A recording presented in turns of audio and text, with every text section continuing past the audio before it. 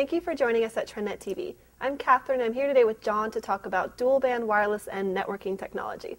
So John, what exactly is dual-band wireless N? Dual-band is the latest in wireless technologies. But to understand dual-band wireless N, let's start by talking about some of the major wireless technologies that are available today. Let's start with old-school wireless G, which is used by just about everything that's wireless out there now. This technology has been around for about 6 years. Wireless G routers are proven and reliable. However, the newer wireless N offers a lot more. Catherine, let me put you on the spot here. How would you compare wireless G to wireless N? From what I understand, comparing wireless G to wireless N is like comparing, say, a commuter car to a sports car. That's very good. It is like a commuter car compared to a sports car. The commuter car would be our wireless G, and it's rated at 54 megabits per second, or if we tend to look at cars, think of it as 54 miles per hour. Whereas wireless N, the newer technology, greater speeds, it's rated at 300 megabits per second, or 300 miles per hour. Wireless N offers greater speed, and it offers greater range. This translates into speeds that are like about 14 times faster than G and range about 4 times greater than wireless G. All right, so we've gone over wireless G and wireless N. Now we're going to get into the dual band portion of this. If TRENDnet wireless N is like having a sports car, Kat, then what do you think dual band means? Having 2 sports cars? Terrific. But they're 2 sports cars traveling on 2 different highways. I mean, and who wouldn't want to have 2 sports cars? I mentioned they travel on 2 separate highways.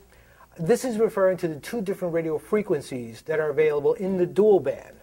Most wireless devices, Bluetooth, cordless phones, microwave ovens, they all operate on that 2.4 gigahertz frequency, or that more congested highway.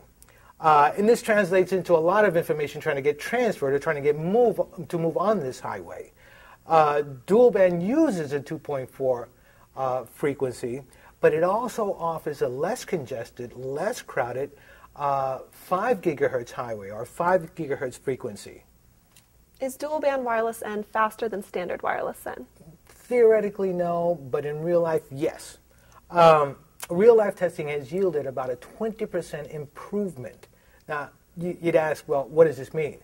If you have 2 radio frequencies or 2 highways, you can, for example, stream your HD on that less traveled, or that 5 gigahertz highway, or high gigahertz frequency, and surf the internet on the more congested highway, or the 2.4 gigahertz frequency. I've seen dual band products labeled concurrent and non-concurrent dual band. What is the difference between concurrent and non-concurrent dual band? Well, concurrent means that both 2.4 and 5 gigahertz bands are used at the same time. You can say that the effective radio bandwidth is doubled. We're using 2 bandwidths with 2 radio frequencies. It's twice the highway. So you can drive on both highways at the same time.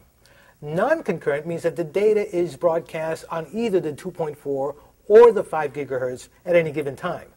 So you can still have both highways available, but you can only drive on one at a time. Okay, now why would I choose either concurrent or non-concurrent?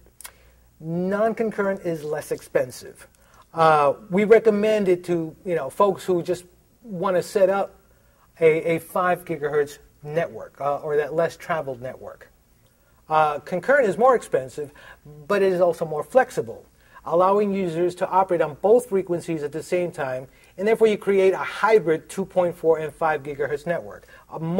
Many more users can use the non-concurrent, or rather the concurrent one, because again, both radios, both highways are open, more people can actually access it. In what type of environment do you recommend creating a dual band network? Dual band can be used in both the home and the office. In the home, we recommend it for more advanced users because we need to plan out, for example, who or which person is going to be using either the 5 gigahertz frequency or the 2.4 gigahertz frequency. There's a little more planning involved, and you need to be a little bit more advanced in wireless networking. In the office, you have a lot of competing a lot of competing signals that pretty much degrade the performance of your wireless. And you're going to find this in the 2.4 gigahertz. The dual band gives you the choice of either using the 2.4 gig or using the 5 gigahertz for, let's say, things like voice over IP. You can use it for video conferencing. In other words, you'll have the ability to go ahead and specialize office activities on either frequency. I noticed that all TRENDnet dual-band wireless end products are Wi-Fi certified. What does this mean? Well, the Wi-Fi Alliance is another nonprofit organization that makes sure that when we develop a wireless product, that it adheres to those standards that the IEEE has put forth for that specific technology. Not all brands are Wi-Fi certified. TRENDnet, on the other hand, does certify all of its wireless end technologies, or its wireless end products.